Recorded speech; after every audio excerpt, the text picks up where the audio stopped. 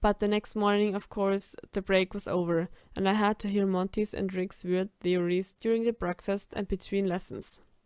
At least ask Reggie, who was the servant who asked him to tell you to go down to the hall and search for the non-existent parcel. Reggie was the classmate who spoke to me that evening in the dining hall. But after Damien bullied him in the corridors, he avoided the four of us, and I couldn't blame him. In the end, I approached him at the end of the lessons just to make my two friends shut up about it. The poor guy opened his eyes wide and saucers when he saw me coming closer. He inspected our surroundings and seemed clearly relieved when he checked that Damien was nowhere to be seen. "Can I talk with you for a moment?" "Your friend talked to me already. Remember, I don't know anything, so leave me alone." I raised my hands in a surrender gesture. I know. I apologize for Damien. He's, rather overprotective of his mates, we could say. An asshole, that's what he is. And a mad one for that matter. Yeah, well, I'm sorry. I just want to ask you who was the one who told you to give me the message. The boy deflated all of a sudden. It's true that you were attacked, but I'm sure there was a mistake here. That's what I think too, but just to be one of the safe side, I would like to ask him if there was any hidden reasons behind it all. Of course, I get it. I don't know his name. It was one of the boys who attends to the tables in the dining room sometimes. I met him in the corridor, seemingly coming from the kitchen, and he stopped me and told me what I said to you. Can you point him out to me this evening during dinner? He nodded. I think so. I thanked him and came back with my friends. I told them what Reggie had explained to me, and they seemed more relaxed. Well, a bit. That evening, I waited until everybody was finishing their meal, and then I walked to Reggie's table to ask them about what we agreed on. I'm sorry, but he's not there today. He isn't? No, he attended tables the first days of school, but I haven't seen him in the dining hall today or during the weekend. Frowning, I came back to our table and told the others. We updated Damien on the events since he wasn't with us that morning when I talked to Reggie. Some lad who was working in the dining hall last week but who is not here now, huh? I think I know who he is. Really? You do? Yeah, he's a new employee, a guy around our age. Don't you remember him? Dark blonde hair, big nose, pockmarked. I realized servants were somewhat invisible to me. They cleaned our bedroom, served our food, provided towels and bedclothes, but I barely remembered their face. And according to the expressions on Rick and Monty, their reactions were similar to mine. So none of the three had noticed the boy or the change in the dining hall waiters. Damien shook his head in disbelief. You guys wouldn't see what if you were in front of the sea. Okay, he's not here this week. He must be ill, or perhaps he's doing kitchen duties. Or perhaps he's hiding to avoid meeting you, Alex. Oh, come on, again with the conspiracy theories? It's me, alright? Why would someone want to hurt me? We need to ask that waiter. We can always enter the kitchens and talk to him. Damien frowned and shook his head again. It's not allowed for students. The kitchens and all the servants' areas are out of the bounds. That's rubbish. I have seen you coming out of the servants' areas more than once. Damien grinned knowingly and leaned back in his chair. Well, I'm not a regular student, am I? I have my own device. Anyway, rules are for sissies. Could you help us enter the servants' areas to interrogate that guy? Damien raised an eyebrow and scoffed. As if passing 3 guys is not what I would call discreet. Well, then I have just Alex to go inside. You can do that, can't you? Our roommate looked away and then glanced at me through squinted eyes. I don't know. What do I get from this? I don't have much money left, but I can pay you. He's at my offer. I already have money. I don't need your coppers. But I have thought of something. Follow me to our bedroom. What? Monty and Rick stood up, but Damien smirked at them. I didn't like that grin at all. Even I, who didn't know Damien very well, could smell trouble in that smirk. You too, go for a walk. Leave the little bird alone for a while. You don't need to be glued to him the whole time. Perhaps we will even get to teach him to fly. Definitely, I didn't like it. But since I couldn't see any alternatives, I followed him back to our bedroom. As soon as I entered the room, Damien closed the door at my heels and pushed me against it. His eyes had the dangerous glint I saw in them the time he cornered our classmate in the corridors, and I couldn't help but gulp. Was he going to get beaten? Then he offered me a crooked grin again, and was slightly relieved. You know, the only thing that makes this school bearable is the fact that I get to have some fun. So, as a little reward for helping you, I have something in mind that could be fun. I was getting scared, more scared, because my pulse started beating fast and loud the moment I left the dining hall with Damien. His grin grew wider and more mischievous as possible. It's something small, no need to be frightened. You have never kissed anyone, am I alright? What? That's what I want, your first kiss. He came closer until our chest almost touched. I couldn't hear or feel his breath how close we were. What? Stop it! I haven't said yes. True, say it already so I can kiss you. I was so nervous, I couldn't decide what to say or what to do. Was that alright? Of all the things I thought he could ask me to do, that was indeed the lesser one. Because yes, some scenario involving myself doing illegal or forbidden things had crossed my mind. A kiss was, well, he was a guy, right? So it was technically still illegal in these times, but just a kiss? Nothing too wrong with that. Although at the same moment I found myself nodding and Damien getting still closer, a new thought flashed through my mind. Did I really want my first kiss to be with a boy? Too late. His lips found mine and I closed my eyes. I felt his hands, one of my nape, preventing my escape, another one on my jaw. At first, apart from his hands, I only noticed his breath, regular and warm against my lips. But after a moment, when I thought that was all and we had finished, he turned his face slightly and his lips opened a little bit. I gasped when the tip of his tongue gave a little lick to my lower lip. And then his tongue slipped inside my mouth and I felt my brain melt. For some moments, I stopped being aware of what exactly was happening or what Damien was doing, because his small mouth seemed to be inside of mine right then, as if his lips, tongue, teeth and salvia had invaded me. For some minutes, I let myself go with the flow of the moment, while our surroundings, the bedrooms, the school, seemed to vanish. Then my knees buckled and I found myself grabbing Damien's shoulders for support. He laughed breathily against my mouth and I felt really stupid. I was sure I was red as a ladybug right then. He watched me with intensity with his hands still around my face. You sure felt it. It was still more fun than I imagined. He leaned forward again and gave me a short peck on the lips. Was it that good for you, His left hand left my jaw and slithered down my back to rest on my waist. He even moaned. I'm curious about what delicious sounds he would make if he kept going. What? What do you mean? I didn't feel very coherent right then. Damien dragged his lips down my jaw and approached my neck,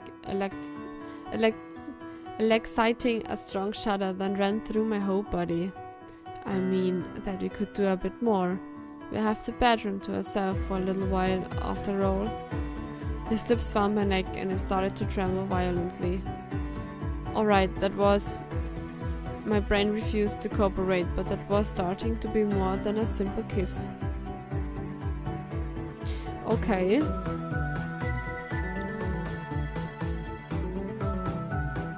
Okay, wir stehen jetzt da in diesem Schlafzimmer Wir werden sozusagen gezwungen,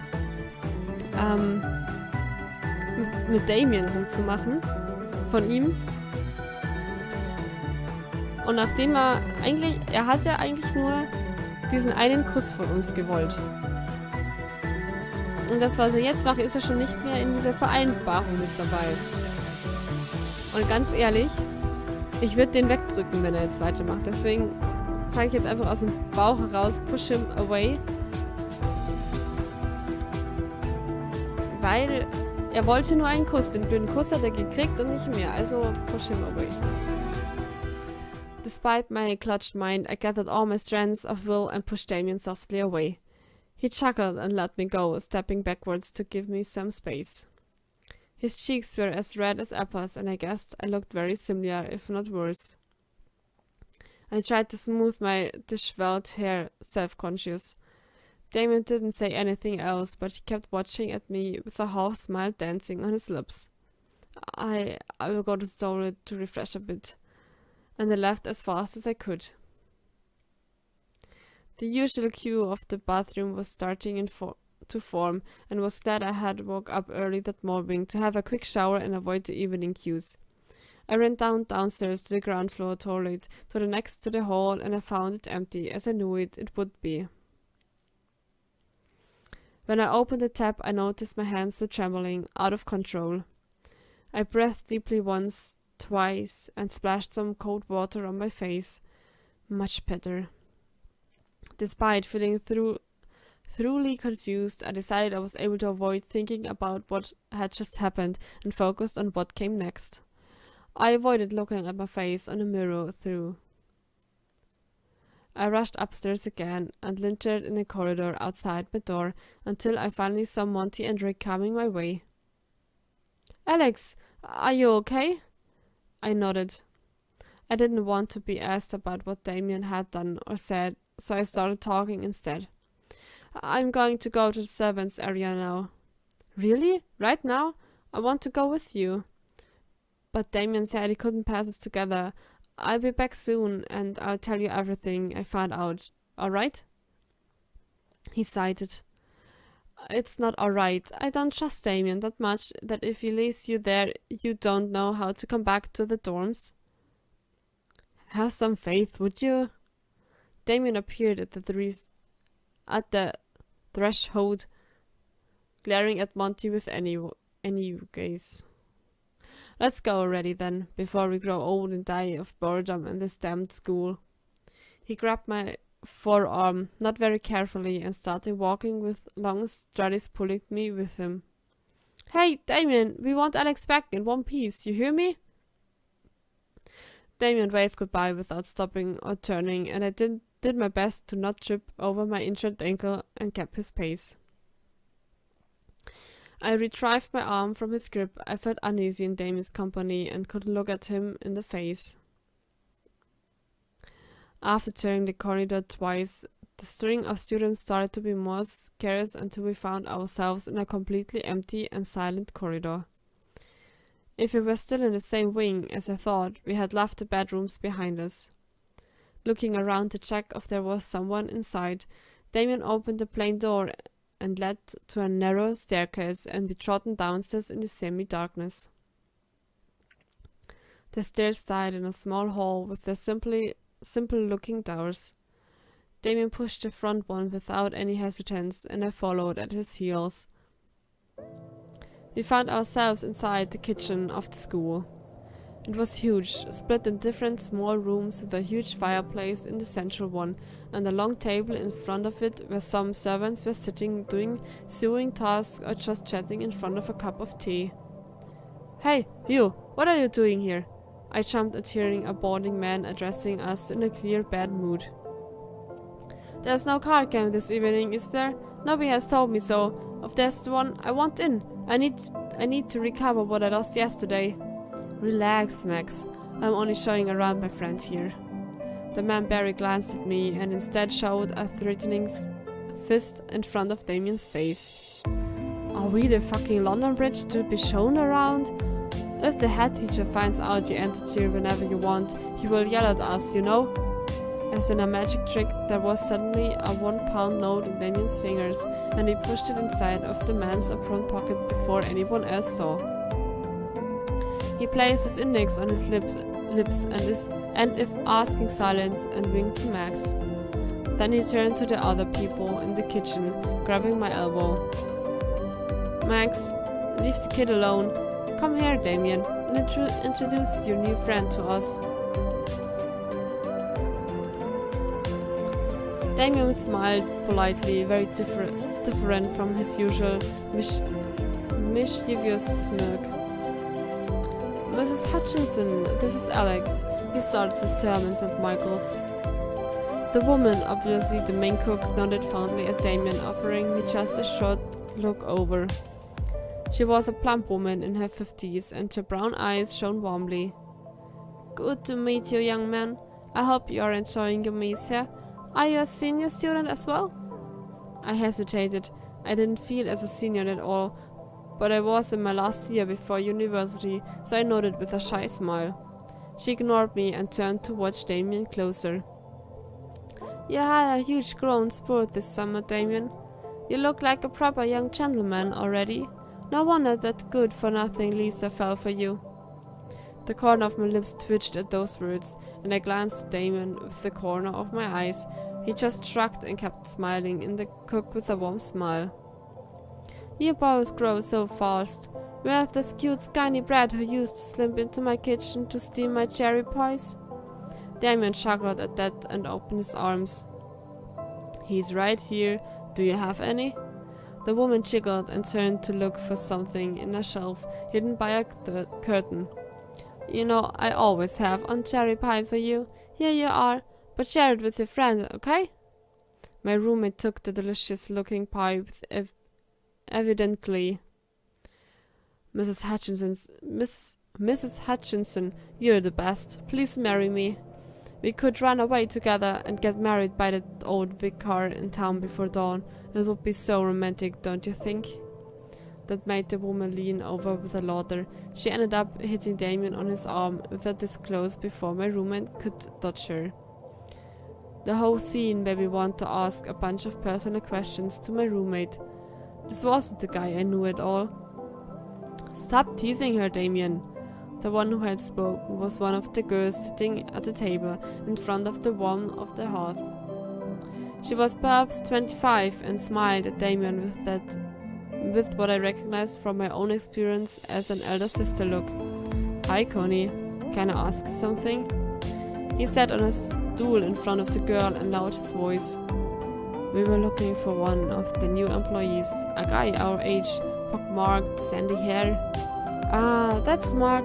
I've barely talked to him, to be honest, but it seems he has been sick lately. Ask the girl over there, Sarah. She arrived to the school with him, and I think that they talk to each other more often. She gestured to a sore-faced girl at the other end of the long table, and we thanked her to approach Sarah. I was surprised to notice her brown hair was short, cut just below her ears, and her maid cap couldn't hide it completely. It was strange. Why would a young woman cut her hair as short as a boy's? I looked around, and all the other girls in the kitchens were their hair braided or in bun under their white caps. The girl's bitter expressions didn't vanish when she noticed our presence in front of her. Rather the opposite. Damien offered her a charming smile and a nod. Sarah, right? I don't think we have met before. The girl remained silent. You know, I am slightly worried about a guy who attended the tables the first week. I talked with him just a bit and I wanted to invite him to one of our poker matches. But he suddenly stopped appearing at the dining hall and now I heard he's been sick. That's an excellent excuse, I thought. I would have never come up with something like that. The girl stared at Damien with his stern face and didn't say a word. Could you tell us about his condition? Is he going to be okay? Yeah, I think so. I haven't gone to see him through it, so what do I know anyway? And she spat on the fire. I jumped back, surprised. Ah, alright then. I hope he gets well very soon. He grabbed my arm and made me turn and head towards the door we had entered through. He waved goodbye in the general and offered me a piece of the cherry pie while he climbed back up the service stairs. Ah, thank you, it's delicious. I spied his face in the gloom and saw he was throwing all polite smiles vanished. I'm sorry, this has been useless. I will talk to that guy when he gets well and comes back to work. It hasn't been useless. What do you mean? That girl, Sarah, she was lying to us. What? Oi, Damien, you can't know that. Look, little bird, I have been playing poker for some years now, and I can tell when someone has something to hide, and that Sarah is hiding a lot, I can swear. Confused, I finished my piece of pie and decided I had already had enough for the day.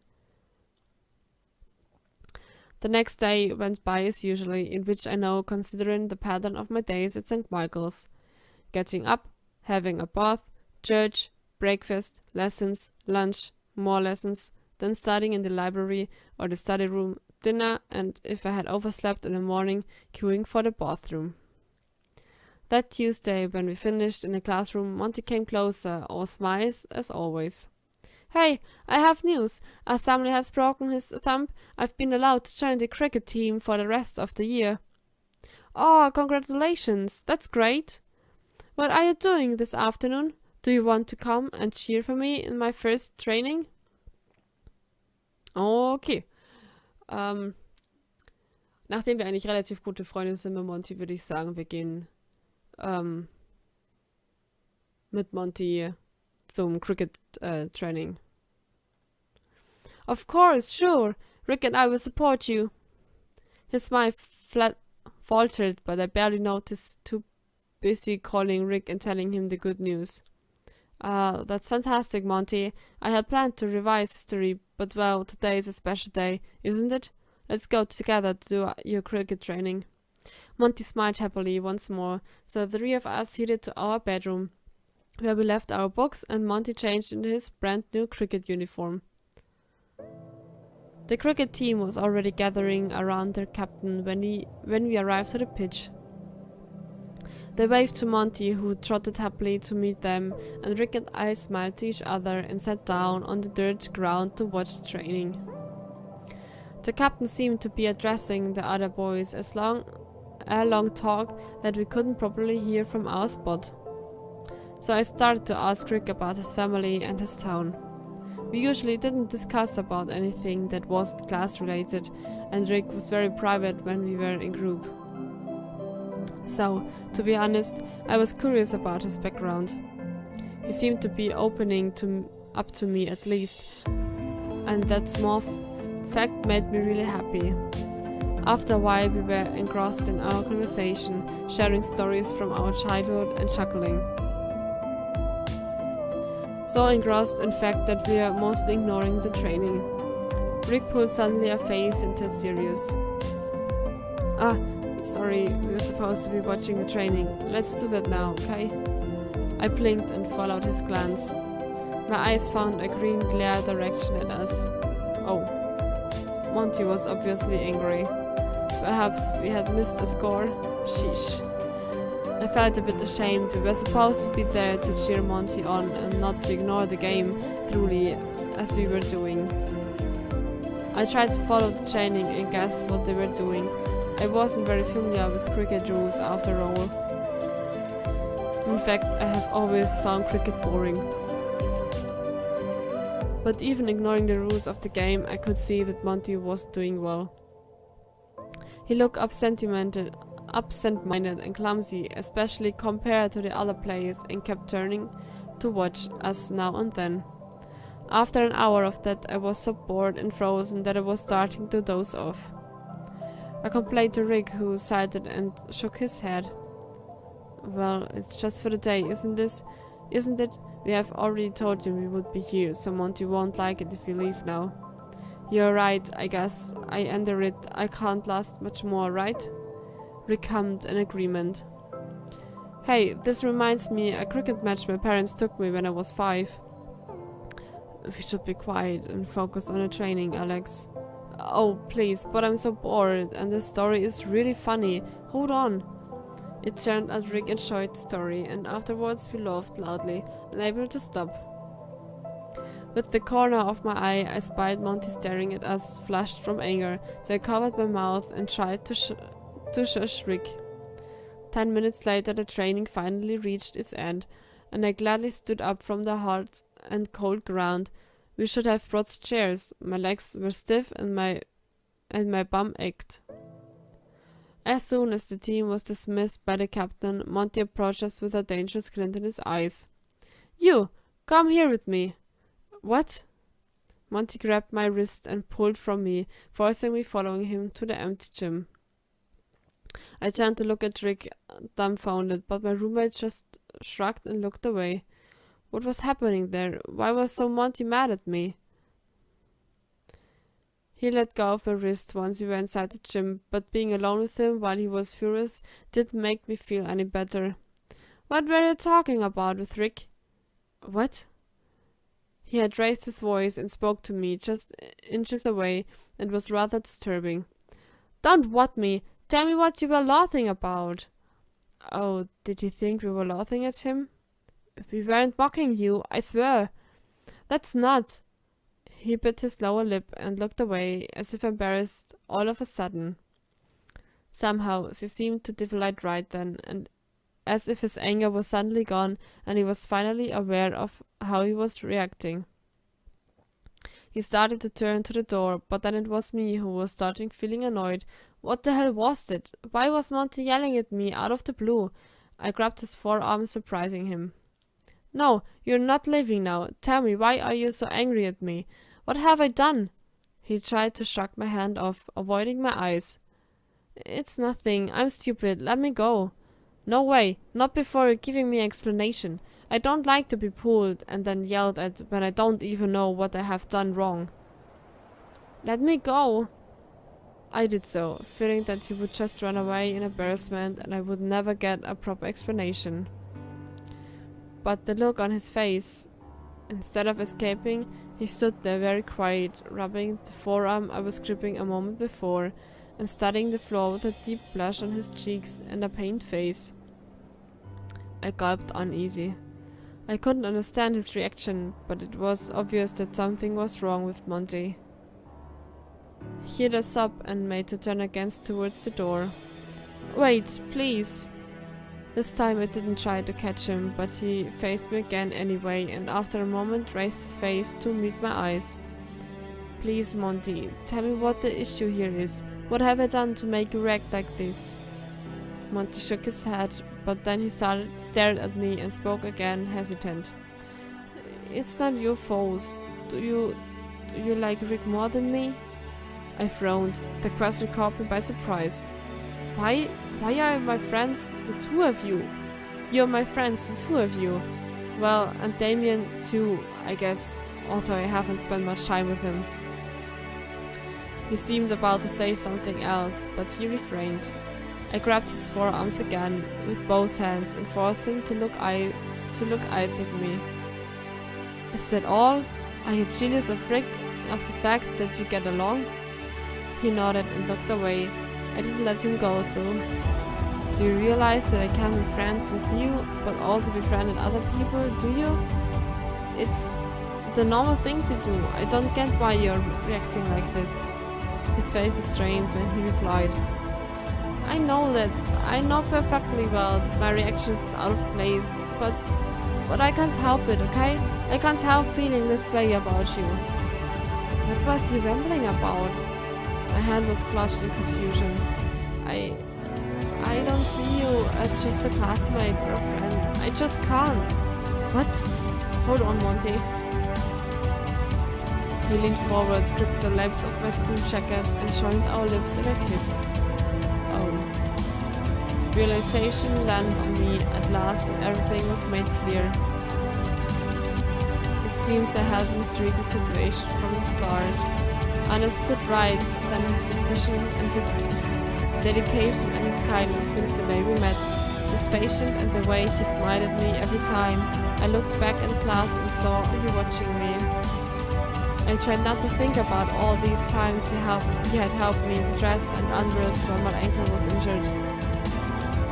He kiss was sweet and superficial, nothing to do with the invasion of my privacy that Damien's one had felt, and was over before I could finish processing my thoughts. Afterwards, Monty stared at me with an expecting face. Well, I don't know what to say. He didn't seem disappointed, though. I'm happy you're not punching me, at least. Was it very disgusting? I shook my head. Not disgusting at all. Confusing? Hell yes. He smiled shyly, and light blush spreading through his cheeks and neck. I decided I liked that face, very more than his angry face. I know you weren't expecting it, but I am glad I was to be your first kiss. Damien's kiss and the awkward situation of the previous evening closed my mind. Right. Then he took my hands, which had dropped to my sides, and caressed them with his thumbs. How can I ask you, how do you feel about me? How indeed? Good question. I tried to put my confused thoughts into words. I think that I need time to think about this, all of this. He let go of my hands and stepped back, embarrassed. Sure, of course, I don't want to coerce you at all. I'm just glad I have finally told you. He addressed me an awkward smile, which I returned. Is it okay if we are just friends? His smile faltered a bit, but he forced it back. Of course, I hope you don't tell anyone, though. Don't worry about that, I won't. He nodded, relieved. We should come back to our bedroom. I need a bath. And urgently. I bit my lower lip, embarrassed. Was it right for me to do that kind of teasing jokes now? Luckily, Monty just raised an arm and pretended to smell his armpit, pulling a face. Oh my, it's wetter than I thought. Come on, let's go before we meet any of the teachers and go before stinking like a skunk. And we left for the dorm, smiling and feeling slightly less uncomfortable.